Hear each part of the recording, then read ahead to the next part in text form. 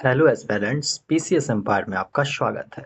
आशा करता हूँ आप लोग अच्छे होंगे और आप लोगों की परीक्षा अच्छी गई होगी। जैसा कि आप सभी जानते हैं कि 23 जून 2024 को एमपीपीएससी की यानी मध्य प्रदेश लोक सेवा आयोग द्वारा जो इसका पीटी का एग्ज़ाम था वो कंडक्ट करवाया गया था। एग्ज़ाम खत्म होने के बाद अभ्यर्थियों के मन में यह एक संशय बना रहता है कि उन्होंने जो उत्तर किया था परीक्षा में, वो सही है अथवा गलत, या फिर उन्होंने कितने क्वेश्चन के जो सही आंसर किए और कितने गलत हो गए, ताकि उनको उनका जो मार्क्स है वो पता चल जाता है। तो इसको लेकर जो है उनके मन में एक संशय बनी रहती है। तो इस वीडियो में हम लोग जो 23 जून को परीक्षा हुई है, उसके आंसर की को देखेंगे और 100% मैं श्योर हूँ कि इसमें मैं जितने भी आंसर बताऊँगा, जितने क्या मैं इसमें से लगभग 100 के 100 प्रश्न उत्तर बताने का प्रयास करूँगा और सभी के सभी जो हैं वो 100% ऑथेंटिक हैं और वेरिफाइड आंसर्स होंगे। तो ज़्यादा देर ना करते हुए इस वीडियो को शुरू करते हैं और इससे पहले यदि आप चैनल पर पहली बार आए हैं तो प्लीज़ चैनल को सब्सक्राइब कर लें और बेल आइकन को ऑल पे सेट कर लें। और वीडियो पसंद आए तो वीडियो को लाइक करना ना भूलें और आपके जितने भी मित्र लोगों ने परीक्षा दिए होंगे उन तक इस वीडियो को शेयर अवश्य करें, ताकि वो भी इस आंसर से अपने आंसर की से अपने आंसर्स को मैच करें और फिर उन्हें यह पता चल पाए कि उन्होंने कितने प्रश्नों का सही उत्तर दिया था। तो चलिए बिना समय गवाए शुरू करते हैं यह वीडियो। देखिए, जैसा कि पहला प्रश्न पूछा गया था कि पंचायतों को सौंपी जा सकने वाली शक्तियों, अधिकार और जिम्मेदारियों की सूची किस अनुसूची में दी गई है? तो ये काफ़ी ईज़ी प्रश्न था। इसका सही आंसर हो जाता 11वीं अनुसूची, ठीक है? और टोटल जो है पंचायतों के लिए 29 विषय जो है इसमें दिए गए हैं। इसके बाद हम लोग नेक्स्ट प्रश्न देखते हैं कि अटल बिहारी वाजपेयी सुशासन एवं नीति विश्लेषण संस्थान कहाँ स्थित है? तो अटल बिहारी वाजपेयी सुशासन एवं नीति विश्लेषण संस्थान जो है वो आपको ऑप्शन नंबर सी भोपाल में स्थित है। ठीक है, आप लोग अपने उत्तर का उत्तर मिलाते जाएंगे। इसके बाद देखिए नेक्स्ट प्रश्न था कि निम्नलिखित कथनों पर विचार करना था और हमसे पूछ रहा था कि कौन सा कथन जो है वो सही है। ठीक है, एग्जाम में ये मार्क करना बहुत नितांत आवश्यक होता है, क्योंकि कभी-कभी यहाँ पे सही नहीं है पूछ देता है और हम लोग सही है समझकर उत्तर कर लेते हैं। देखिए, कानूनी मामलों पर राज्य सरकार को सलाह देना महाधिवक्ता का कर्तव्य होगा। तो बिल्कुल, आप सबको पता होगा कि केंद्र में अटॉर्नी जनरल होते हैं और जो राज्य होते हैं वहाँ पे महाधिवक्ता होते हैं। तो इनका यह कर्तव्य होता है कि कानूनी मामलों पर वह सरकार को क्या दे, सलाह दे। महाधिवक्ता मंत्रिमंडल के प्रसाद पर्यंत अपने पद पर बने रहेंगे, यही कथन हमारा गलत हो जाएगा, क्योंकि ये महाधिवक्ता जो होते हैं ये मंत्रिमंडल के नहीं अपितु राज्यपाल के प्रसाद पर्यंत पद पर बने रहते हैं। तो इसलिए हमसे सही पूछा जा रहा था, तो इसका सही उत्तर केवल एक हो जाएगा। इसके बाद हम लोग चौथा प्रश्न देखते हैं जो कि यहाँ पे दिया गया है कि निम्नलिखित में से कौन सा कथन सही नहीं है। ठीक है ना, ये आपसे पूछ रहा है कि कौन सा कथन सही नहीं है। तो देखिए आप यहाँ पे जो है पॉज करके आप पूरा पढ़ सकते हैं। इसका मैं उत्तर केवल बता देता हूँ। तो इसका जो सही उत्तर हो जाएगा वो आपका हो जाएगा ऑप्शन नंबर ए, कि मुख्य चुनाव आयुक्त और अन्य चुनाव आयुक्तों के बीच मतभेद की स्थिति में मामले का निर्णय विधि आयोग द्वारा किया जाता है। यही कथन हमारा क्या है, गलत है। और हमसे पूछा भी जा रहा था सही नहीं है, अर्थात गलत कथन कौन सा है। बाकी तीनों सही हैं, तो हमारा सही उत्तर यहाँ से निकल कर आ जाएगा ऑप्शन नंबर ए। इसके बाद हम लोग पांचवा नंबर प्रश्न देखते हैं। पांचवा नंबर प्रश्न था कि संविधान में संशोधन के लिए कम से कम आधे राज्यों के विधानमंडलों द्वारा अनुसमर्थन की आवश्यकता होगी। ठीक है, तो देखिए, संविधान में संशोधन के लिए कम से कम आधे राज्यों के विधानमंडल द्वारा अनुसमर्थन की आवश्यकता होगी। तो इसका सही उत्तर जो हो जाएगा वो हो जाएगा आपका ऑप्शन नंबर डी, कि यदि ऐसा संशोधन अनुच्छेद 279 के क में कोई परिवर्तन करना चाहता है तो, जो कि आप सबको पता होगा कि ये जीएसटी से संबंधित है। ठीक है ना, तो हमारा सही उत्तर क्या आ जाएगा, ऑप्शन नंबर डी यहाँ से सही हो जाएगा। इसके बाद छठा नंबर प्रश्न देखते हैं कि कौन सा ऐसा मामला था जिसमें भारत के सुप्रीम कोर्ट ने दोनों में संघर्ष की स्थिति में, अर्थात राज्य के नीति निदेशक सिद्धांत और मौलिक अधिकारों की व्यापकता की घोषणा की थी, है ना। तो राज्य के नीति निर्देशक सिद्धांतों पर मौलिक अधिकार की व्यापकता, अर्थात तो उन्होंने सुप्रीम कोर्ट ने बताया था कि डीपीएसपी पे जो है एफआर यानी कि फंडामेंटल राइट जो है वो भारी पड़ेगी। तो ऐसा जो है वो ऑप्शन नंबर बी हो जाएगा, मद्रास राज्य बनाम चंपकम दोराई राजन, जो कि 1951 में हुआ था। इसी में सुप्रीम कोर्ट ने यह बात स्वीकार की थी। इसके बाद हम लोग नेक्स्ट चलते हैं 7 नंबर प्रश्न पे, कि निम्नलिखित में से कौन सा अनुच्छेद भारत के राष्ट्रपति पर महाभियोग। तो ये काफी इजी है, ऑप्शन नंबर सी हो जाएगा अनुच्छेद 61। इसके बाद है भारतीय संविधान के अनुच्छेद 76 के अनुसार राष्ट्रपति उस व्यक्ति को भारत का महान्यायवादी यानी अटॉर्नी जनरल नियुक्त करेगा। तो जब आप सारे ऑप्शन को इसमें से पढ़िएगा तो इसका सही उत्तर आपका निकल कर आ जाएगा ऑप्शन नंबर सी। वैसे व्यक्ति को नियुक्त करते हैं राष्ट्रपति अटॉर्नी जनरल जो उच्चतम न्यायालय का न्यायाधीश होने योग्य या नियुक्त होने योग्य योग्यता रखता है। ठीक है। इसके बाद 9वां प्रश्न था कि के एम मुंशी डैश से संबंधित थे। तो के एम मुंशी जो है ये संविधान प्रारूप समिति के सदस्य थे। ठीक है। तो यहाँ से ये भी हमारा क्या हो जाएगा, सही हो जाएगा। इसके बाद देखिए भारत के राष्ट्रपति किसकी सलाह पर अनुच्छेद 352 के तहत आपातकाल की घोषणा करते हैं। तो इसका सही उत्तर ऑप्शन नंबर सी हो जाएगा, संघ मंत्रिमंडल।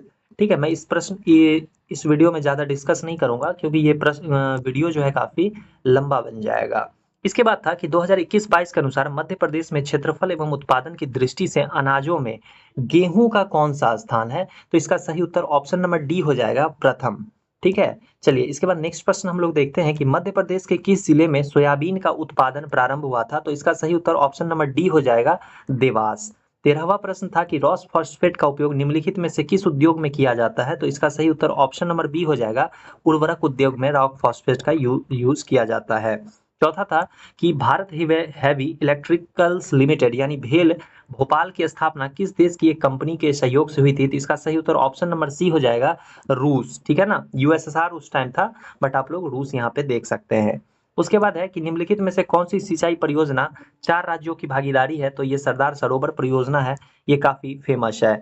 उसके बाद है 2011 की जनगणना के अनुसार किस जिले में नगरीय जनसंख्या का प्रतिशत सबसे अधिक था। तो ये था मध्य प्रदेश का भोपाल। ठीक है। इसके बाद हम लोग नेक्स्ट देखते हैं 17वां नंबर प्रश्न कि मध्य प्रदेश के दक्षिण पूर्वी भागों की बात हो रही है, अधिकांश वर्षा किसके द्वारा होती है। तो इसका सही उत्तर हो जाएगा आपका मानसून की बंगाल की खाड़ी से। ठीक है ना, आप इसे मैप पे भी देख सकते हैं। इसके बाद है मध्य प्रदेश में काली मिट्टी का निर्माण। तो ये आपका बेसाल्ट चट्टानों से हो जाएगा। इसके बाद हम लोग नेक्स्ट देखते हैं कि मध्य प्रदेश में बांस का राष्ट्रीयकरण कब हुआ था। तो बांस का राष्ट्रीयकरण ऑप्शन नंबर सी 1973 में हुआ था। ठीक है। चलिए इसके बाद हम लोग नेक्स्ट प्रश्न देखते हैं कि विंध्यन स्कार्पलैंड का दक्षिणी भाग क्या कहलाता है। तो विंध्यन स्कार्पलैंड जो है इसका जो दक्षिणी भाग कहलाएगा वो आपका ऑप्शन नंबर ए अमरकंटक पठार कहलाएगा, याद रखिएगा आप लोग।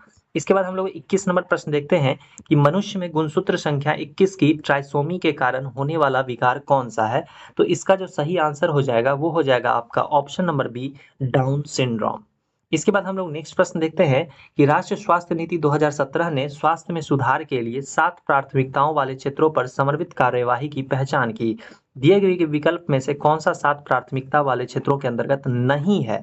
तो देखिए जब आप इसे पढ़ेंगे तो इसमें आपको ये तीनों मिल जाएगा, लेकिन अन्नपूर्णा योजना जो है ये इससे संबंधित नहीं है। तो इसलिए हमारा ऑप्शन नंबर डी यहाँ से सही हो जाएगा, अन्नपूर्णा योजना वाला। इसके बाद है किस दाल का लगातार सेवन करने से लेथायरिज्म नामक रोग हो जाता है। तो ये ऑप्शन नंबर ए हो जाएगा, खेसारी दाल। चलिए इस बार नेक्स्ट प्रश्न देखते हैं कि ओजोन परत की मोटाई। तो पता ही आप लोगों को इसे डॉप्सन से मापा जाता है। इसके बाद डॉप्सन में मापा जाता है। उसके बाद था कि मनुष्य में ग्रीवा कशेरुकाओं की संख्या कितनी होती है। तो इसका सही उत्तर ऑप्शन नंबर बी हो जाएगा, 7। इसके बाद हम लोग 26वां नंबर प्रश्न देखते हैं कि मंगल ग्रह के लिए भारत का पहला अंतर्ग्रहीय मिशन किस वर्ष सफलतापूर्वक लॉन्च किया गया था। तो इसका सही आंसर हो जाएगा ऑप्शन नंबर ए, 2013 में। इसके बाद चलिए नेक्स्ट प्रश्न देखते हैं जो कि 27 नंबर है कि 2017 में इसरो ने किस सैटेलाइट लॉन्च व्हीकल के द्वारा एक ही फ्लाइट में 104 सैटेलाइट सफलतापूर्वक लॉन्च किए थे और रिकॉर्ड बना दिया था उस टाइम। तो ये था PSLV C-37, काफी चर्चा में रहा था, आप लोगों को याद भी होगा ये चीजें। इसके बाद है एक जलीय पारिस्थितिकी तंत्र के तालाब में निम्नलिखित में से किस घटक का प्रतिनिधित्व कवक, जीवाणु एवं फ्लैजेलेट्स द्वारा किया जाता है। तो इसका ऑप्शन नंबर सी अपघटक हो जाएगा हमारा। इसके बाद देख लेते हैं 29 नंबर प्रश्न की जल प्रदूषण निवारण एवं नियंत्रण अधिनियम कब पारित हुआ था। तो इसका ऑप्शन नंबर डी हो जाएगा, 1974। इसके बाद था सस्टेनेबल डेवलपमेंट इंडेक्स के अनुसार SDG 1, SDG 2 और SDG 9 क्या है। तो देखिए SDG 1 जो है इसमें बात की गई है नो पॉवर्टी की। ठीक है, यानी नो पॉवर्टी हो जाएगा यहाँ से। SDG 2 में बात की गई है जीरो हंगर, यानी कि कोई भूखमरी नहीं। और SDG 9 जो है ये आपको इंफ्रास्ट्रक्चर से रिलेटेड है। तो यहाँ पे उद्योग, नवाचार और बुनियादी ढांचा, यानी कि ऑप्शन नंबर ए जो है हमारा सही हो जाएगा। इसके बाद हम लोग 31 नंबर प्रश्न देखते हैं कि मोहनखेड़ा जैन तीर्थ निम्न में से किस जिले में स्थित है? तो इसका सही आंसर ऑप्शन नंबर बी हो जाएगा, धार जिले में। इसके बाद है कि शंकर राव पंडित का संबंध किस विद्या से था? तो देखिए शंकर राव पंडित जो थे ये ख्याल गायकी से संबंधित हैं, तो इसलिए ऑप्शन नंबर सी हमारा यहाँ पे सही हो जाएगा। इसके बाद देखिए 33 नंबर प्रश्न था कि गम्मत लोकनाट्य का सूत्रधार क्या कहलाता है? दरअसल ये प्रश्न को मैंने बहुत ढूंढने का प्रयास किया, बट मुझे कहीं भी इस प्रश्न का उत्तर जो है अभी तक नहीं मिल पाया है। तो मैं आप लोगों को गलत उत्तर नहीं बताऊंगा, तो इसलिए हम लोग यहाँ पे जो है इस प्रश्न को जो है डाउट की श्रेणी में रखते हैं, या फिर ये इस प्रश्न को हम लोग स्किप करते हैं। ठीक है, चलिए नेक्स्ट देख लेते हैं फिर कि निम्नलिखित में से कौन सा युग्म गलत है?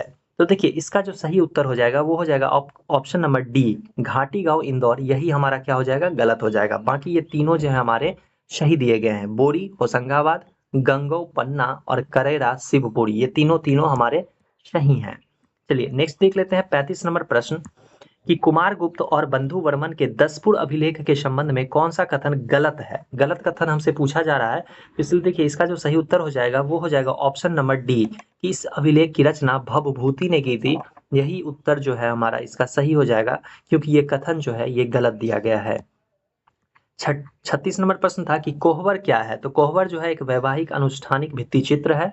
ठीक है, इसके बाद था यशोधर्मन के सौंदनी अभिलेख के रचयिता कौन है? तो इसका सही आंसर हो जाएगा आपका ऑप्शन नंबर बी, वासुल कवि। ठीक है, वासुल कवि जो है इसके सही उत्तर हो जाएंगे। इसके बाद नेक्स्ट प्रश्न देखते हैं, यहाँ से 38 नंबर प्रश्न कह रहा है कि निम्नलिखित स्वतंत्रता सेनानियों को उनके क्रांति क्षेत्र से सुमेलित कीजिए। तो देखिए इसका जो सही उत्तर हो जाएगा आपको यहाँ पे राजा मर्दन सिंह जो है ये नेमावर एकदम सही है, राजा दौलत सिंह भानपुर, राजा बख्तवली शाहगढ़ और मुराद अली महू, बिल्कुल ये मिला ही हुआ है। ठीक है ना, तो इसलिए हमारा यहाँ पे 1 2 3 4 हो जाएगा, यानी ऑप्शन नंबर बी जो है हमारा यहाँ पे सही हो जाएगा। इसके बाद हम लोग नेक्स्ट प्रश्न देखते हैं कि नर्मदा नदी का साहित्यिक संदर्भ सबसे पहले कहाँ मिलता है? तो जब आप पढ़ेंगे तो ये आपको एक क्राउन का बुक जो है उसमें भी दिया गया है कि सतपथ ब्राह्मण जो है इसमें नर्मदा नदी को रेवेतरा कहा गया है। ठीक है, ये भी आप लोग याद रखेंगे। तो यहाँ से सतपथ ब्राह्मण जो है हमारा सही उत्तर निकल के आ जाएगा। ठीक है, इसे रेवेतरा नदी के नाम से जाना गया है। चलिए नेक्स्ट देख लेते हैं कि किस ताम्रपाषाण युगीन स्थल को वराह मिहिर का जन्म स्थल भी कहा जाता है? तो इसका जो सही उत्तर हो जाएगा वो हो जाएगा ऑप्शन नंबर बी, काइथा। इसके बाद हम लोग 41 नंबर प्रश्न देखते हैं कि 2021-22 में भारत में दालों के उत्पादन में किस राज्य का प्रथम स्थान रहा है? तो देखिए इसका सही उत्तर जो है वो राजस्थान हो जाएगा। ठीक है, इसका सही उत्तर राजस्थान हो जाएगा। इसके बाद नेक्स्ट प्रश्न देखते हैं कि निम्नलिखित में से भारत के कौन से 2 ऐसे राज्य हैं जो कुल कोयला निक्षेप का 50% से अधिक प्राप्त होता है? तो आपको झारखंड और ओडिशा हो जाएगा, यानी कि 1 और 3। तो देखिए 1 और 3 कहाँ है? तो ऑप्शन नंबर बी हमारा यहाँ से सही हो जाएगा, झारखंड और ओडिशा, अर्थात 1 और 3 सही उत्तर है। इसके बाद है निम्नलिखित युग्मों का मिलान करते हुए सही कूट की पहचान करना है। तो देखिए कावेरी नदी कहाँ से निकलती है? तो कावेरी नदी जो है ये कर्नाटक के ब्रह्मगिरी पहाड़ी से निकलती है, यानी ए का 2 हो जाएगा। तो देखिए ए का 2 कहीं नहीं, बस एक ही ऑप्शन में है, तो ऑप्शन नंबर सी हमारा यहाँ से सही हो जाएगा। साबरमती कहाँ से निकलती है? तो साबरमती देखिए सबसे पहले जो मतलब इजी हो उसको मिलाइए। दामोदर जो है ये छोटा नागपुर पठार से निकलती है, बिल्कुल सही है। साबरमती जो है ये राजस्थान के मेवाड़ पहाड़ियों से निकलती है, और तापी नदी जो है ये आपको सतपुरा श्रेणी से निकलती है। ठीक है ना, तो हमारा 2 3 1 4 सही उत्तर हो जाएगा ऑप्शन नंबर सी।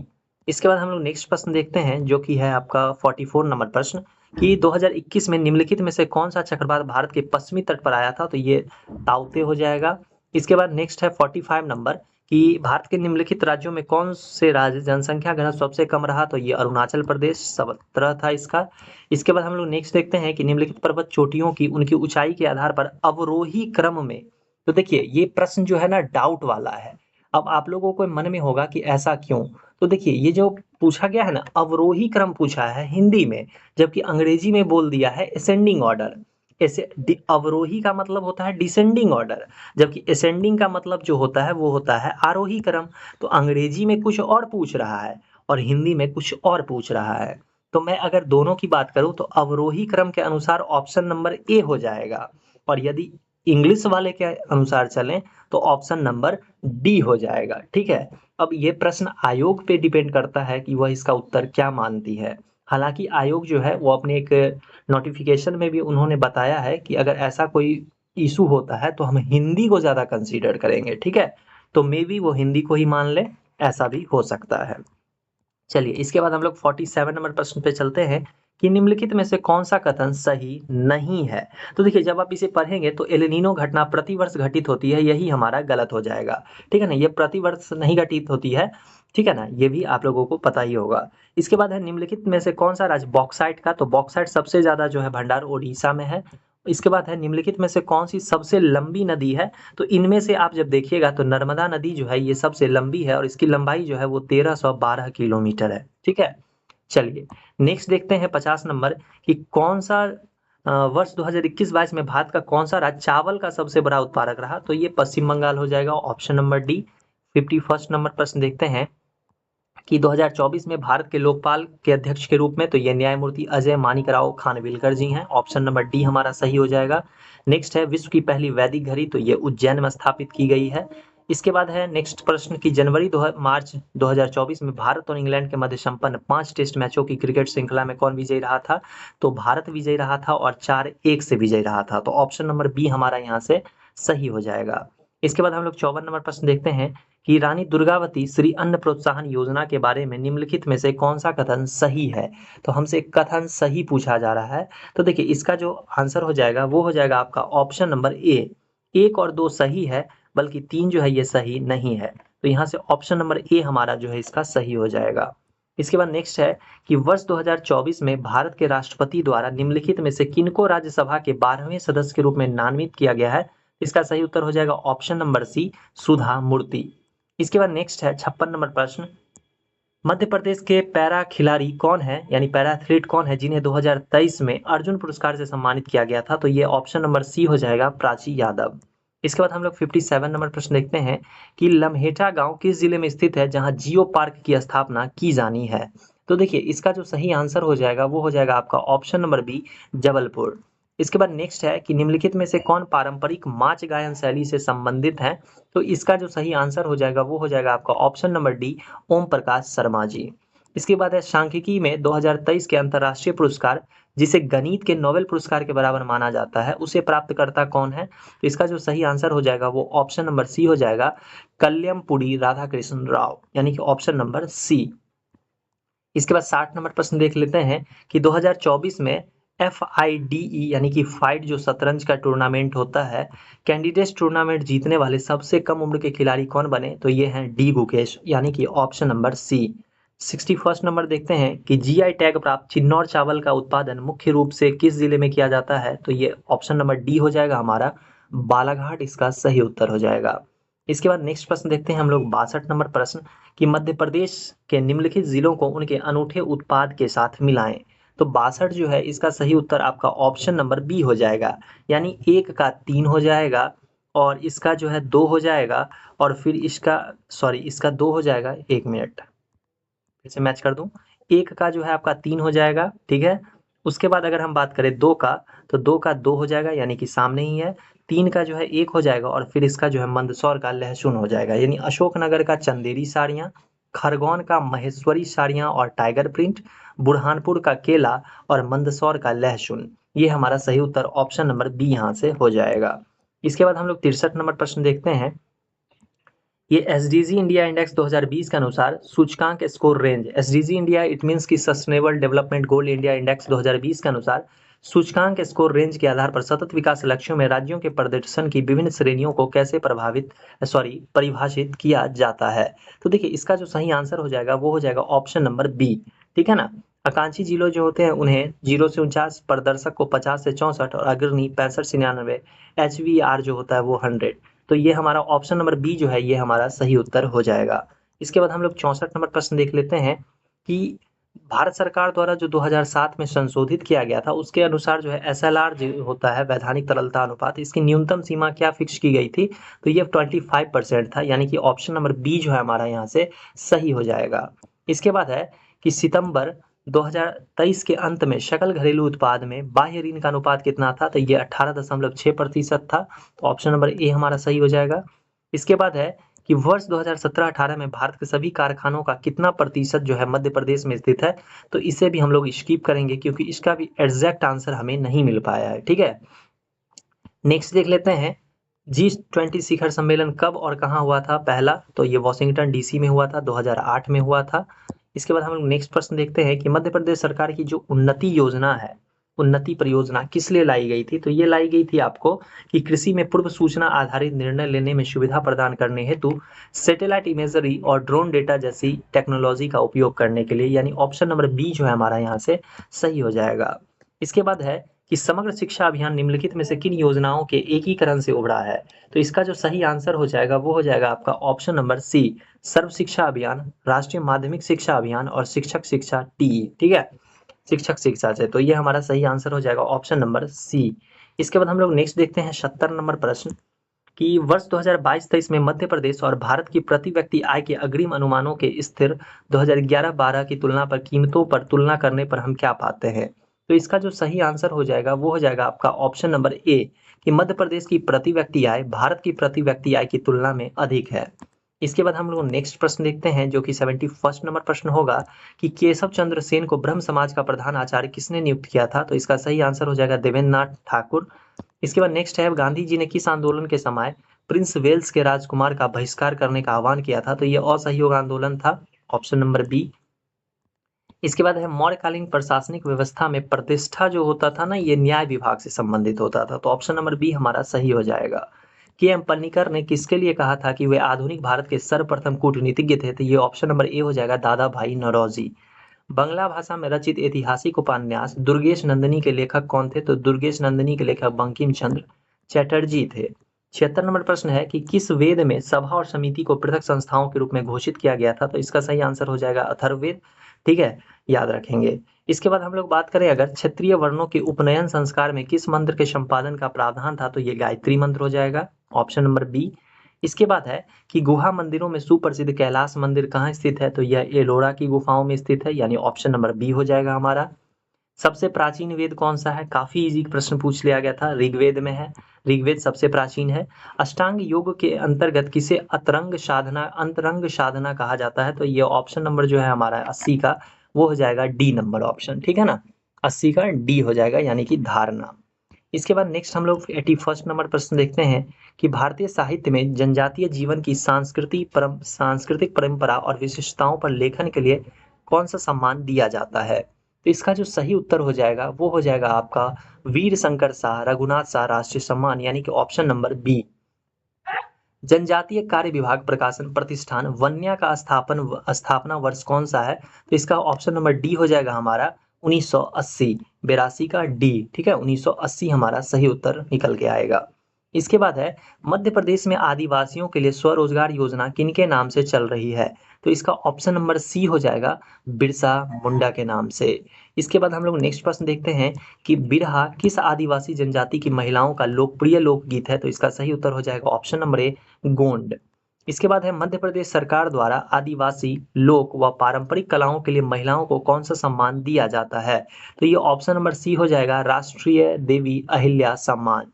इसके बाद हम लोग 86 नंबर प्रश्न देखते हैं, कह रहा है महानायक टाट्या मामा का किस आदिवासी जनजाति से संबंध है? तो इसका जो सही उत्तर हो जाएगा वो हो जाएगा ऑप्शन नंबर सी भील जनजाति से। स्वर्गीय श्री बादल भाई कौन थे? तो स्वर्गीय श्री बादल भाई जो थे ये प्रसिद्ध आदिवासी स्वतंत्रता सेनानी थे, यानी कि ऑप्शन नंबर सी हमारा सही हो जाएगा। इसके बाद है कि भिम्मा जनजाति के लोग मध्य प्रदेश के किन जिलों में निवास करते हैं? तो देखिए भिम्मा जनजाति के जो हैं ये आपको मंडला और डिंडौरी क्षेत्र में जो है जिले में निवास करते हैं। इसके बाद आपका प्रश्न था कि मांडवरा त्योहार जो है ये किसके द्वारा मनाया जाता है, यानी किस जनजाति के द्वारा मनाया जाता है? तो इसका सही आंसर हो जाएगा ऑप्शन नंबर बी बैगा जनजाति। इसके बाद नेक्स्ट प्रश्न है आपका 90 नंबर प्रश्न कि स्वतंत्रता सेनानी रघुनाथ सिंह मंडलोई डैश से संबंधित हैं? तो रघुनाथ सिंह मंडलोई जो हैं वो किससे संबंधित हैं? तो आप लोगों को याद रखना है कि ये भिलाला जनजाति से संबंधित हैं। ठीक है, इसके बाद 91 नंबर प्रश्न देखते हैं कि इमिटेशन गेम किसका मूल नाम था? तो इसका सही ऑप्शन जो है ऑप्शन नंबर बी हो जाएगा द ट्यूरिंग टेस्ट। इसके बाद हम लोग नेक्स्ट प्रश्न देखते हैं कि ट्विटर के संस्थापक कौन थे? तो जैक डॉर्सी। इसके बाद ऑप्शन नंबर प्रश्न संख्या 93 देखते हैं कि ई गवर्नेंस के 4 स्तंभ क्या हैं? तो इसका ऑप्शन नंबर ए ही हो जाएगा। ठीक है ना, पीपल, प्रोसेस, टेक्नोलॉजी और रिसोर्सेज। ठीक है, यानी ऑप्शन नंबर ए लोग, प्रक्रिया, प्रौद्योगिकी और संसाधन। इसके बाद 94 नंबर प्रश्न देखते हैं। कह रहा है करेंटली क्या है, तो ये देखिए एक प्रकार का सर्च इंजन है, यानी कि ऑप्शन नंबर ए जो है हमारा वो सही हो जाएगा। इसके बाद है यूनिक्स ऑपरेटिंग सिस्टम का केंद्रीय भाग कौन सा है, तो इसका सही आंसर ऑप्शन नंबर बी हो जाएगा, कर्नल। इसके बाद हम लोग नेक्स्ट प्रश्न देखते हैं। कह रहा है डैश हमला भ्रामक ईमेल या टेक्स्ट संदेशों के रूप में आता है जो आपसे सॉफ्टवेयर इंस्टॉल करने या व्यक्तिगत जानकारी प्रकट करने के लिए कह सकता है, तो ये है, इसे कहते हैं हम लोग फिशिंग। आप लोगों के मोबाइल पे भी काफ़ी बार आता होगा, तो इसे हम लोग फिशिंग कहते हैं। इसके बाद नेक्स्ट प्रश्न देखते हैं जो कि 97 नंबर है। अब केवल 3 प्रश्न ही बचे हैं। तो देखिए इसका है कि उन पेशेवरों और व्यावसायिक लोगों के लिए एक सोशल नेटवर्किंग साइट जो अन्य पेशेवरों से जुड़ना चाहते हैं, तो इसके लिए जो है लिंक्डइन जो था ये आया था, तो ऑप्शन नंबर डी हमारा सही हो जाएगा। 98 नंबर प्रश्न है कि डैश आर्टिफिशियल इंटेलिजेंस की शाखा है, तो मशीन लर्निंग जो है ये आर्टिफिशियल इंटेलिजेंस अर्थात एआई की एक ब्रांच है। इंटरनेट के क्षेत्र में W3C का अर्थ क्या होता है, तो W3C का अर्थ यानी कि WWWC का अर्थ होता है वर्ल्ड वाइड वेब कंसोर्टियम, यानी ऑप्शन नंबर डी हमारा यहाँ से सही हो जाएगा। इसके बाद है MPEG का अर्थ क्या होता है, तो MPEG जो है इसका अर्थ होता है मूविंग पिक्चर एक्सपर्ट्स ग्रुप, यानी कि ऑप्शन नंबर बी हमारा यहाँ से सही उत्तर हो जाएगा। तो साथियों मैंने इस वीडियो में लगभग 98 प्रश्नों के उत्तर आप लोगों को बताए हैं, और 2 प्रश्न मुझे नहीं मिल पाया है, अगर मिलते हैं तो मैं अपने टेलीग्राम ग्रुप में जो है उसे शेयर कर दूंगा और कमेंट बॉक्स में भी पिन कर दूंगा। ठीक है, तो 98 प्रश्न में से आपके कितने सही हो रहे हैं आप लोग कमेंट बॉक्स में बताना ना भूलें, ताकि कट ऑफ प्रिडिक्ट करना जो है थोड़ा आसान हो जाएगा। तो वीडियो पसंद आया हो तो वीडियो को जरूर लाइक करें और अपने मित्रों तक शेयर करें। तो चलिए मिलते हैं नेक्स्ट वीडियो में, तब तक के लिए जय हिंद।